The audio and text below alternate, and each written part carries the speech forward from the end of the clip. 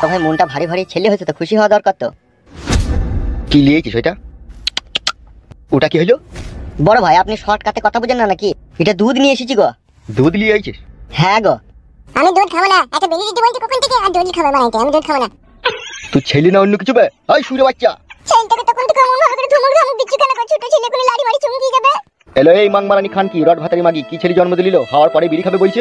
তুই ওয়াট ভাতারির বেটাবে মাংমানি ভাই, তখন থেকে একটা বিলি দিতে পারছি না, বড় বড় কথা বানাইতে এতে। ও কি কথা বার্তা রে বাপ? আব্বা ভাই কি তোর? আমি তো নতুন এই পৃথিবীতে এলাম, আব্বা তো বটে, তাকে বিলি দিচ্ছি না কেন? সাদা কুকুর দেখেছিস খায়ের উপরে বিষ ফোঁড়া হয়ে গেল রে।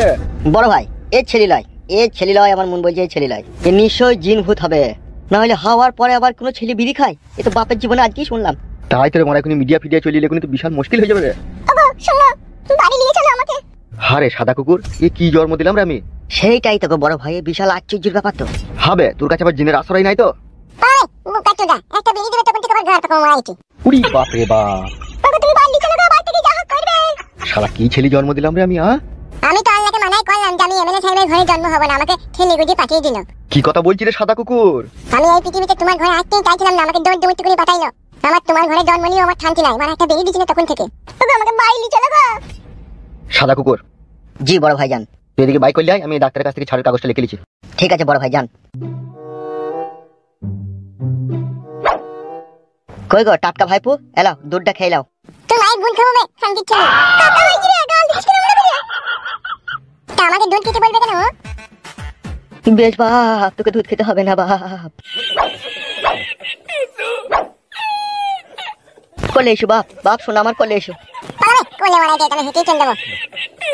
এই তুই যখন চল দিছ নাম নাম চল। হ্যাঁ এই তো।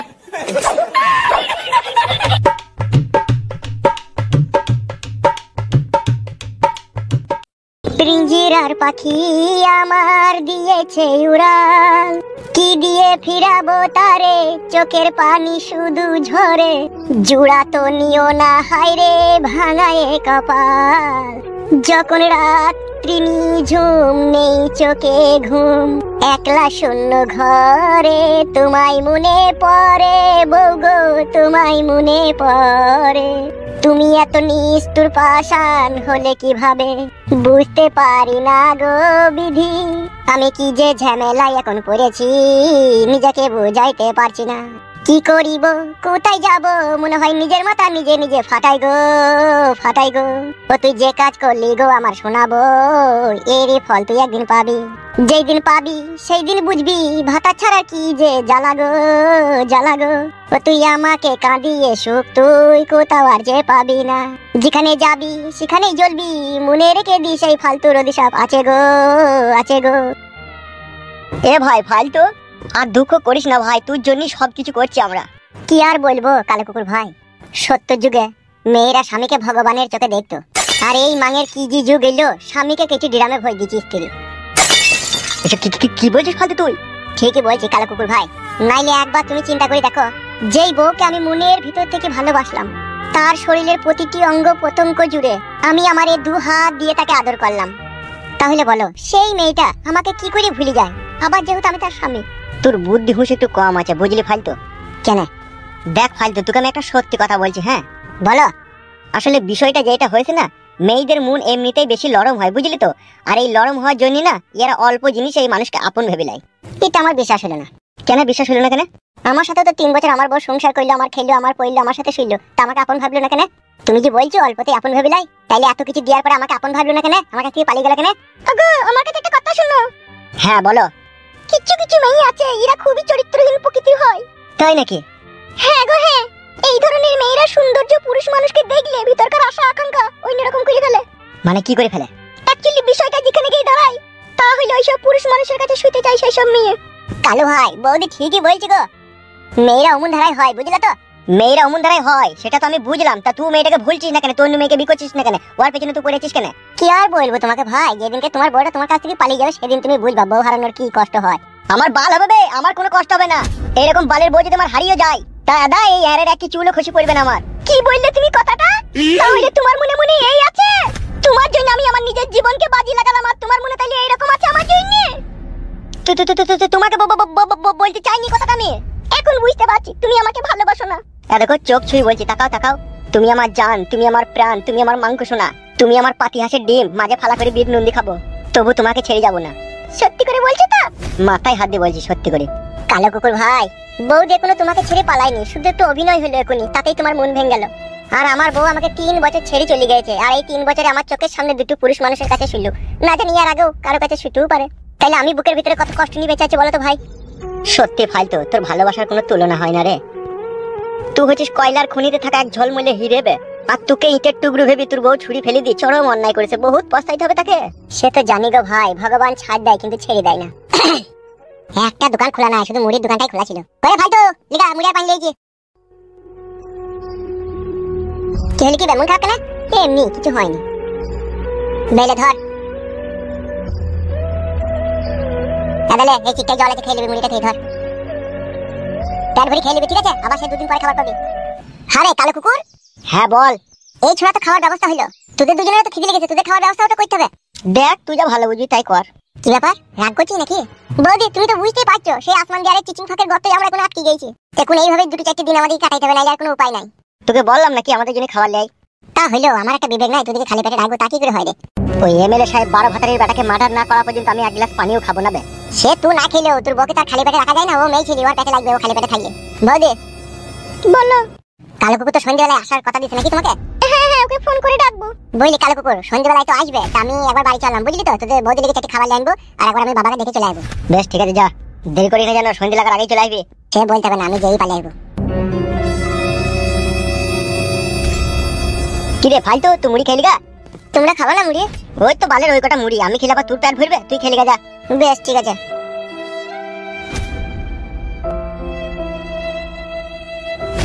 তুমি চিন্তা করছো নাকি? আমি আবার কি চিন্তা করব? আমি আমার স্বামীর প্রাণ বাঁচাইতে এসেছি, আমাকে চিন্তা করলে হবে বলো?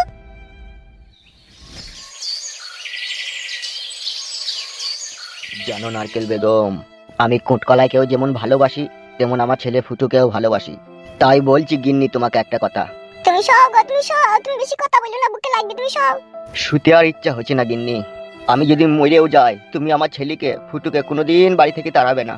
এ তুমি কি বলছো গো? এইসব কথা বলো না, আমার খুব কষ্ট হচ্ছে তোমার এই কথাগুলো শুনতে।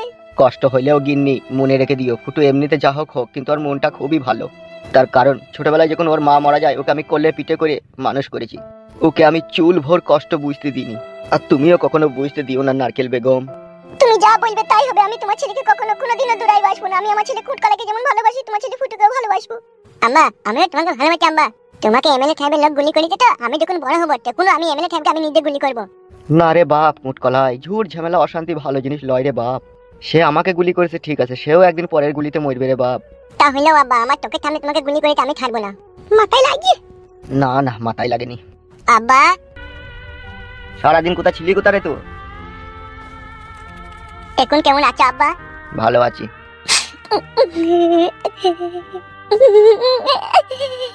কি হইল রে, কাঁদছিস কেন? আব্বা, কি সব হয়ে গেল? আমার কিচ্ছু হয়নি, তুই মন খারাপ করিস না, তুই কাঁদিস না। তোমার বুকে যে যন্ত্রণা হয়েছে তার শতগুণ যন্ত্রণা আমার বুকে হচ্ছে আব্বা। আমি আর প্রতিশোধ লুবো আব্বা, পৃথিবীর কেউ আমাকে আটকাইতে পারবে না। তোমার বুক দিয়ে রক্ত বাই করেছে, আমি আমি ছাড়বো না ওকে। তুই যেখানে যেভাবে থাকবি সাবধানে থাকবি। সাবধানে তো আছি গো আব্বা, আর এই সাবধানে থেকে ওর জীবনকে আমি সাবধান করে দেবো। আমি কোনোদিনও ভাবতেই পারিনি এই আমার জন্য আমার বাবাকে মৃত্যুর সাথে পাঞ্জা লইতে হবে। শোনো জামাই, তোমাকে আমি একটা কথা বলছি। তুমি এখন কোথায় আছো? কোথা? আমাদের গ্রামের শেষ মাথায় যে রাজার বাড়িটা, পুরনো ভাঙা বাড়িটা আছে, ওইখানে আমরা আশ্রয় নিয়েছি। সাবধানে থাকবে, এমএলএ সাহেবের লোকজনের সামনে সামনে কখনো হবে না। তার কারণ তুমি তো সবই বুঝতে পারছো, ওরা এখন আমাদের চরম শত্রু হয়ে দাঁড়িয়েছে। তোমার কিছু হয়ে গেলে তোমার বাবাকে আর বাঁচানো যাবে না। তাহলে তুমি চিন্তা করবে না শাশুড়ি মা, আমি ঠিক সেফটি জায়গাতে আছি, আমার কোনো অসুবিধা হবে না। তাহলেও সাবধানে থাকবি, বুঝলি বাপ? আমাকে নিয়ে একদম চিন্তা করবে না। হ্যাঁ আব্বা। কি গো, তুমি কখন এলে? এই তো এখনই এলাম। তুমি কেমন আছো? ভালো আছো তো তুমি? হ্যাঁ আমি ভালো আছি, তুমি ভালো আছো তো? আছি বউ, কোনো রকম। বলছি বউ, ভাত রান্না হয়ে গেছে? হ্যাঁ হয়ে গেছে তো। চলো আমি চাটি ভাত নিয়ে যাবো। এসো।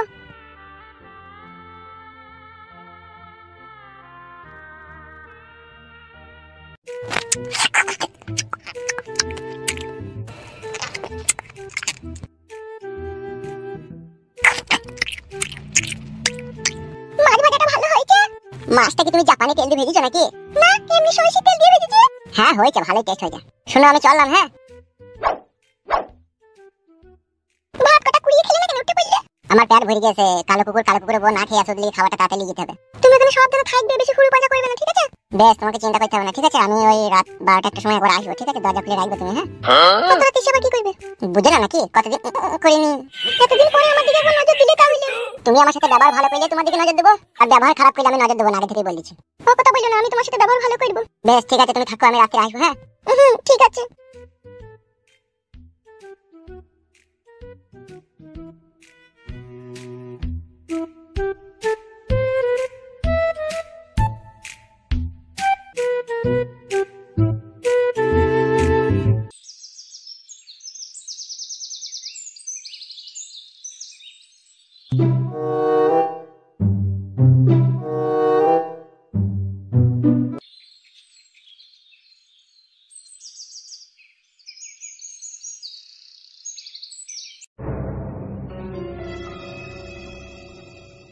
কিরে ফুটো, কেমন আছিস?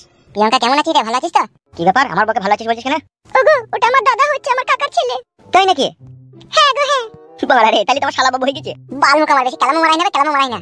রাগ করছিস নাকি ভাই? তোর বোনকে বিয়ে করছিস, তুই তোমার শালাবে? তুই যে আমাদের ক্ষতি করেছিস, তোকে কোনোদিন ঘরে লাগলে আমরা মেনে নেবো না বে। বে বুকাচুদা, উঠ কেসটা একবার ধরো তো। বে, আমি আর এমএলএ সাহেবের সাথে কাজ করি, যা তুই মানবি না, আমি তোমার সাথে ছেড়ে দিয়ে যাবে। তা হইলো, তুই বহুত ক্ষতি করেছিস আমাদের।